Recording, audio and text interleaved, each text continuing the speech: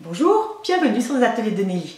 Je suis vraiment contente de vous retrouver aujourd'hui et je vous propose de vous salir les doigts.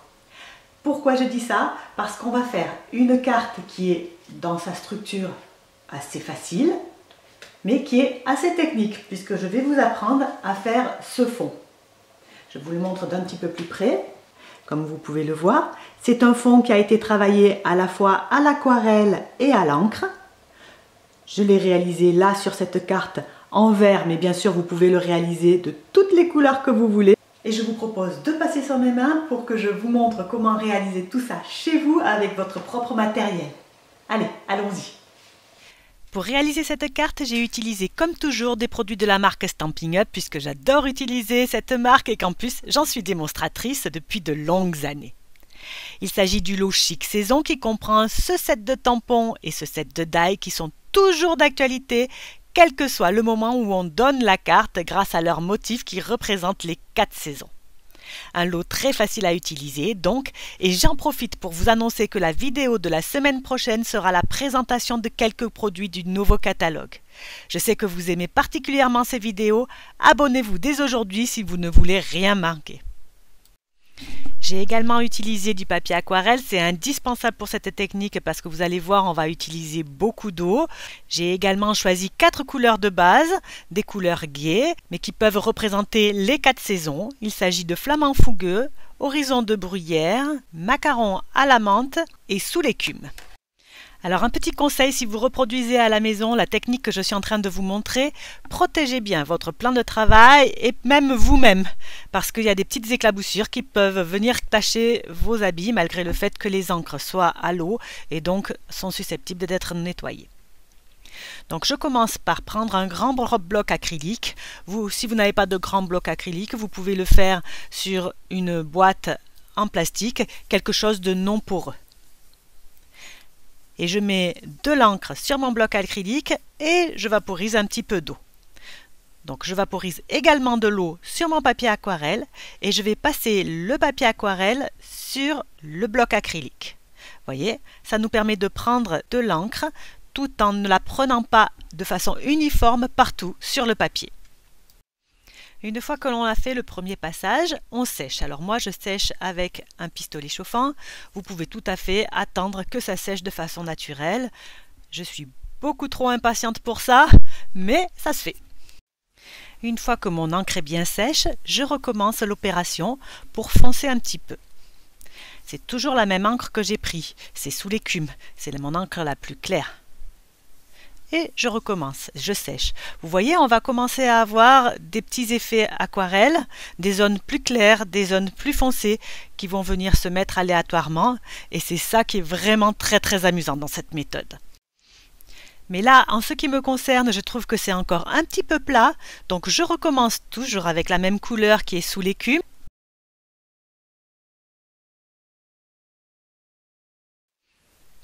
Et voilà ce que j'obtiens.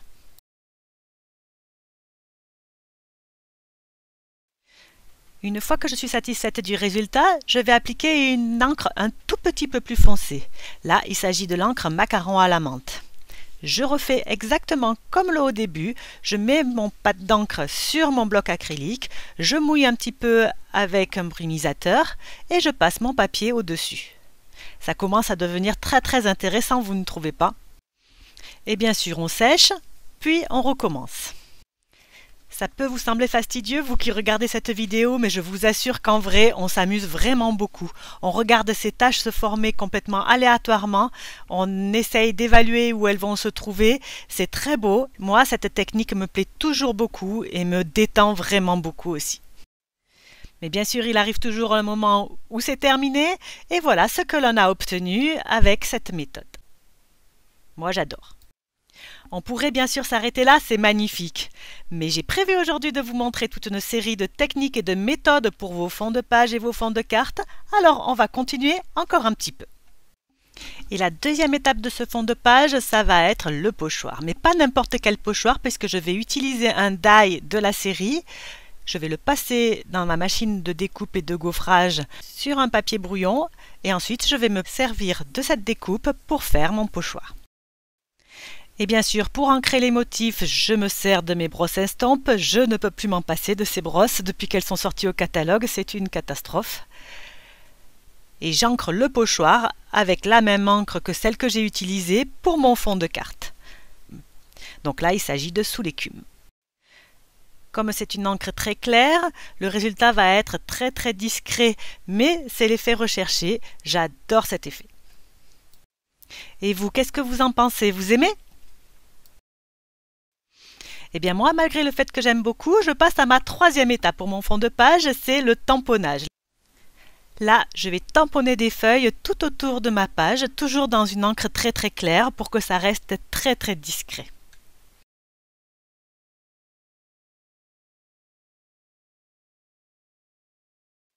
Puis je prends la couleur d'encre un petit peu plus foncée et je fais les mêmes feuilles dans une couleur un petit peu plus foncée.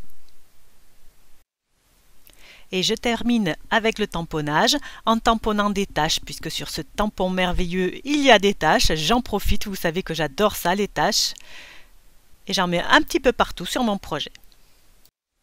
Alors là, je vous le dis tout de suite, je suis moyennement contente de moi parce que vous voyez sur la gauche, la première fois que j'ai tamponné, j'avais mal nettoyé mon tampon et donc le tamponnage était un petit peu plus foncé qu'il n'aurait dû. Ce sont des choses qui arrivent. Et justement, c'est un gros avantage lorsqu'on travaille sur un fond de cette sorte que l'on peut se tromper sans que ça ne soit trop visible, puisque vraiment les résultats sont complètement aléatoires. Donc cette fois-ci, j'en profite. Et mon fond est maintenant terminé, je vais passer à la décoration proprement dite de ma carte. Je vais commencer par faire des tamponnages sur une feuille blanche. Et là, c'est très facile d'avoir des résultats super jolis parce que c'est un set de tampons à 2 étapes. Je vous en parle souvent, ce sont mes sets de tampons préférés. Vous avez une partie pleine qui remplit la couleur et une partie un petit peu plus travaillée que je viens mettre au-dessus et qui fait les détails là de la feuille ou de la fleur suivant ce que l'on est en train de tamponner. Le résultat est top et ils sont très faciles à aligner puisqu'ils sont transparents. Ces tamponnages, je vais ensuite les découper avec ma machine de découpe. Je pourrais très bien utiliser mes ciseaux. Je découpe aussi quelques poinçons qui viennent avec le même lot, mais qui n'ont pas besoin de tamponnage, qui sont plus détaillés. Et voilà ce que ça donne. Vous vous souvenez des découpes qui nous ont permis de faire les pochoirs? J'espère que vous n'aviez pas l'intention de vous en séparer. Moi, je vais m'en servir. Elles sont magnifiques, elles sont déjà toutes ancrées. Je vais les coller en bas de mon projet pour donner encore plus de texture à ma carte. Je vais ensuite déposer mes découpes sur la carte pour envisager une mise en page et lorsque je suis satisfaite, je colle. Là, j'ai décidé de mélanger toutes les saisons, mais rien ne vous empêche de faire des cartes à thème avec seulement une saison ou seulement les coquillages par exemple ou seulement les flocons de neige.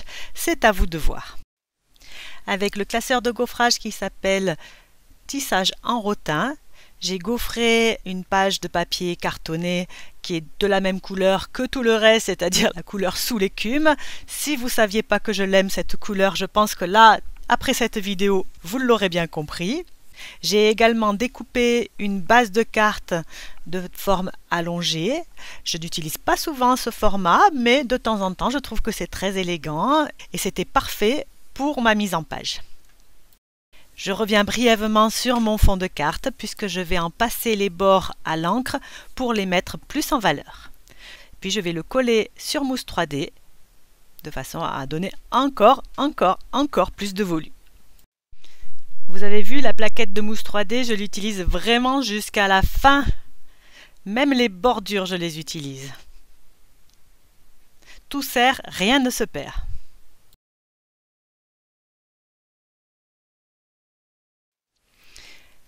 Et voilà, globalement ma carte est terminée, il nous manque un vœu.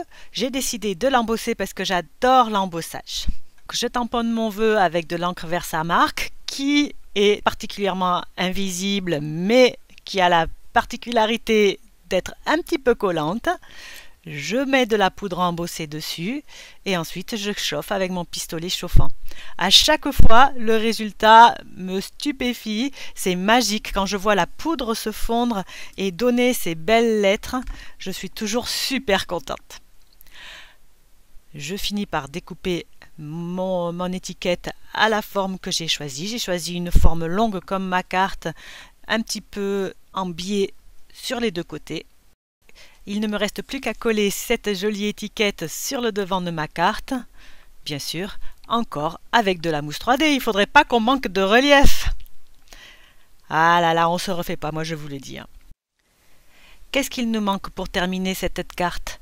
Eh bien, l'intérieur. Vous savez, j'aime toujours décorer un petit peu l'intérieur de mes cartes. Ça finit le travail, c'est beaucoup plus joli, c'est harmonieux.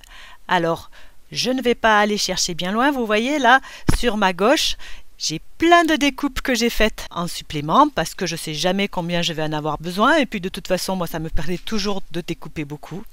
Donc je vais utiliser ces découpes que j'ai en supplément pour les coller sur le coin bas et gauche de ma carte et le tour est joué.